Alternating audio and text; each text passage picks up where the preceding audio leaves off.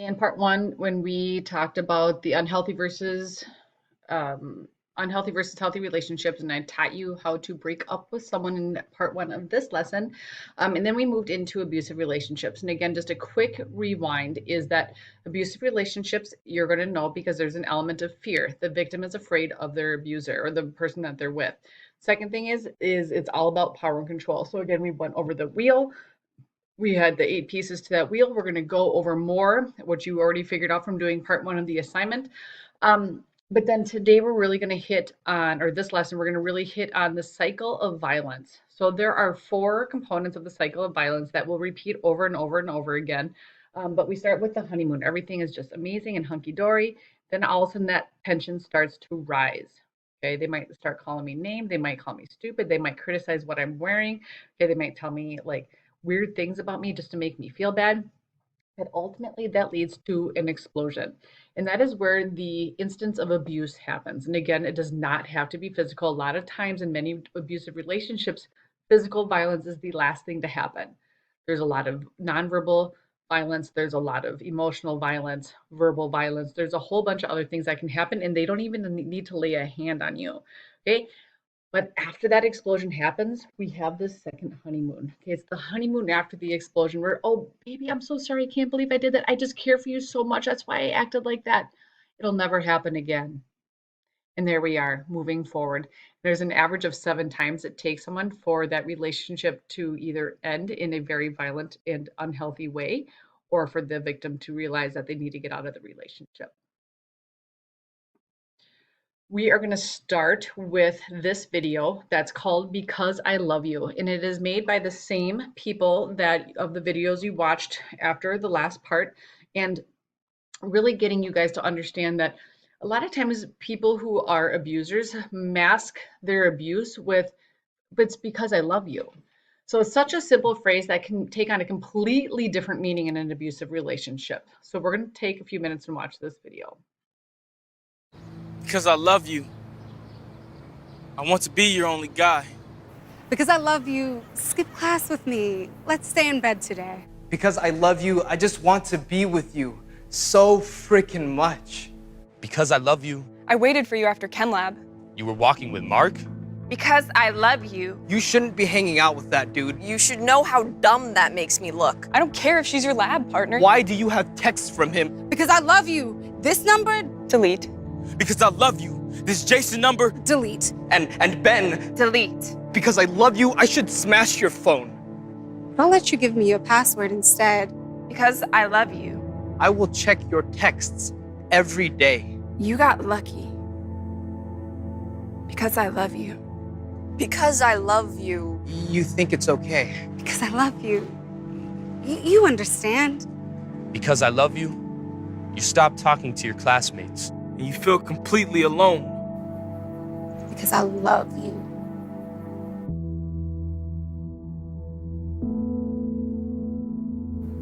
That's not love.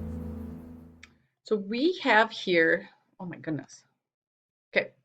We have here the cycle of abuse that I was just talking about over my shoulder. So it always starts with the first honeymoon. Okay. The first honeymoon is amazing. And then we have that tension building phase. Then we have the violent explosion. Again, that violence is not necessarily physical. And then we have the honeymoons after the explosion.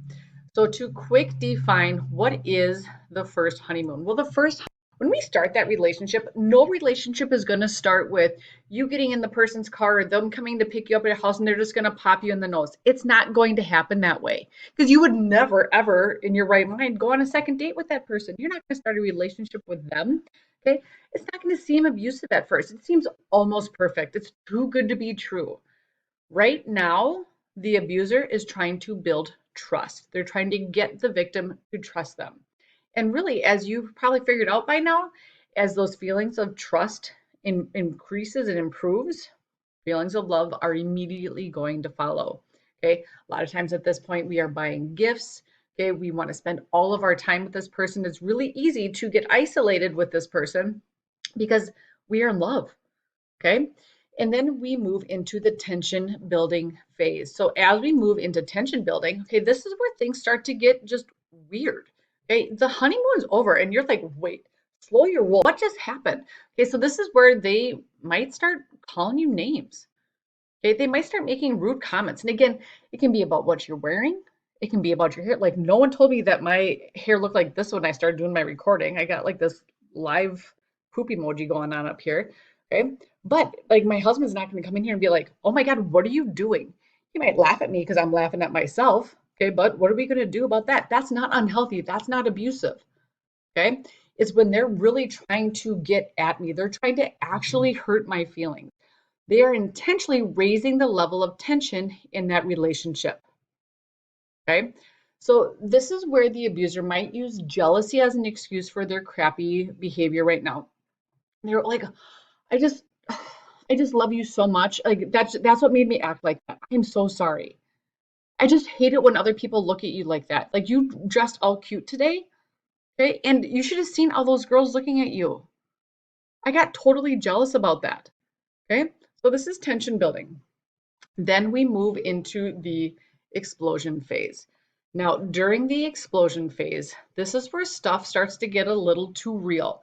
Okay, the level of tension rises so much that it has to break, it has to burst. Okay, so typically, like I said, think about physical violence when we think of an abusive relationship, but there's so much more than that. We have physical violence, which would be them putting their hands on you. We can have verbal abuse where I'm just berating you and I'm looking down your face and I'm pissed and you know it. Then we have non-direct physical violence. Okay. Well, really? Can I go through your phone? And I'm going to go through your phone. I'm going to find one thing I don't like, and I might even make it up. And I'm going to take your phone and I'm going to chuck it against the wall. That would be considered non-direct physical violence. Or they have me pushed up against the wall and they punch the wall right next to my head. They're sending a really clear message. Okay. And then we have nonverbal violence. Okay, and this can be done through Snap. This can be done through text messages. This can even be done through email, DMs, okay, where they're not really saying anything directly to me. Okay, they might even leave like a post-it note on my binder in my bag. Okay, just making sure they send me a real clear message that they're still there, and they are absolutely terrifying the crap out of me. And then we have the honeymoons after the explosions. Now, the honeymoons after the explosions, okay, this is when they are super apologetic. Baby, I can't believe I did that to you. I promise you, it'll never happen again. The abuser does whatever it takes to convince the victim that it can be just like it was during that first honeymoon. Okay, it's not going to happen again. Why would I do that? I can't believe I act like such an idiot. Okay, and this is where they even might minimize. It wasn't even that big of a deal. At least I didn't leave a mark. I'll pay for getting your phone fixed. I'm sorry that I broke it. I was just so mad. It can be just like it was before. That'll never happen again. But now the victim is truly afraid of the partner's behavior. They're afraid of it actually happening again because that's a scary instance. So now they're not even considering leaving their partner. So, as I stated briefly earlier, it takes an average of 7 explosions before a victim actually leaves or something actually worse happens to that victim. So, let's take a look at as our cycle continues. Okay, what observations do you see? So, we have our first honeymoon, we have tension building, we have an explosion. Then we have the second honeymoon. They're apologizing, they're saying, oh my God, it would never happen again. But all of a sudden, that tension starts to rise again. We have another explosion. Then I have another honeymoon. Tension starts to rise again. I have another explosion. Honeymoon, tension, explosion, honeymoon, tension, explosion, honeymoon, tension, explosion. Okay? Now, if you notice, those explosions get worse and worse and worse as that cycle moves on. The other thing you're going to notice is those honeymoons get shorter and shorter and shorter.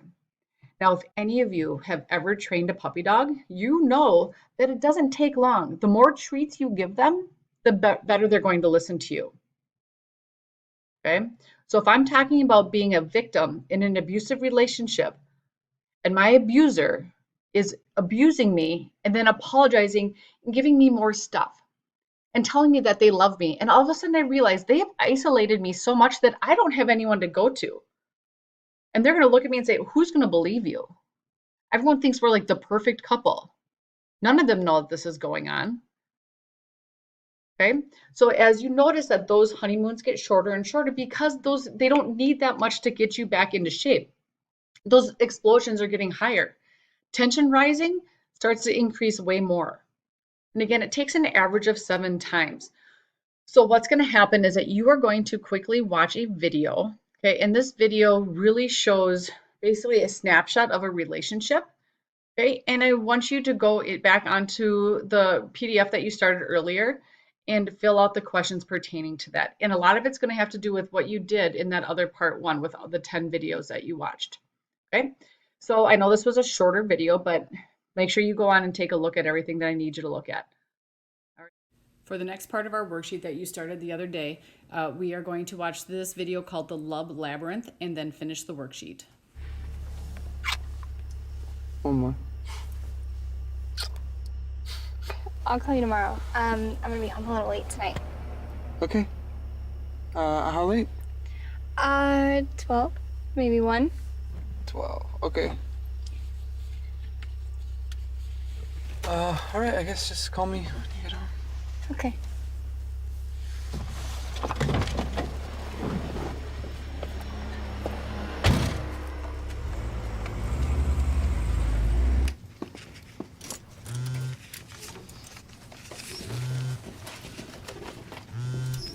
Someone's trying to get a hold of you.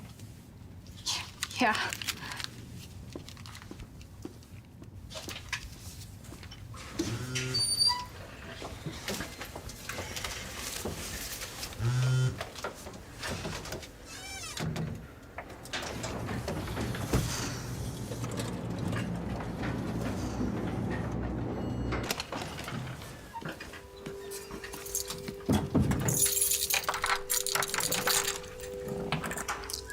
Hey, Allie. Oh, hey, Seb. What are you doing? Just eating your chips. Tried calling you. Oh, I'm sorry. I just got your text.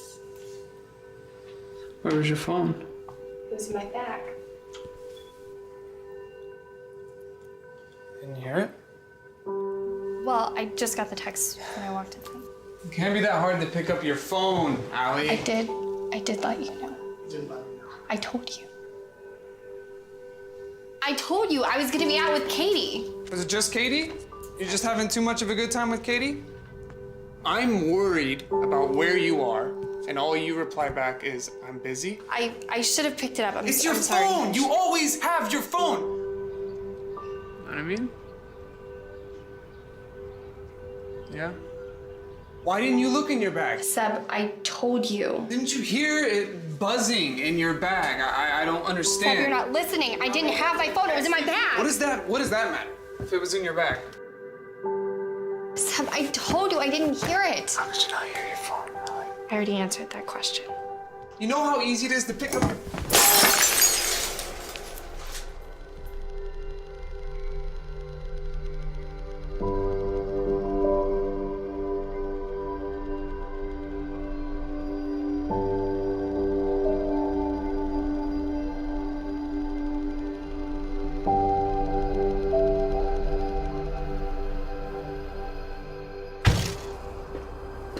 I just want to apologize for tonight. I just don't get it. Why couldn't you just pick up your phone? I told you. You're overreacting, Seb. Allie, I'm not overreacting, okay? Yeah, it's not that big a deal. It is a big deal. That's the problem. It doesn't make sense! Allie, that doesn't make sense! I'm so sorry. It will never happen again. I'm so sorry.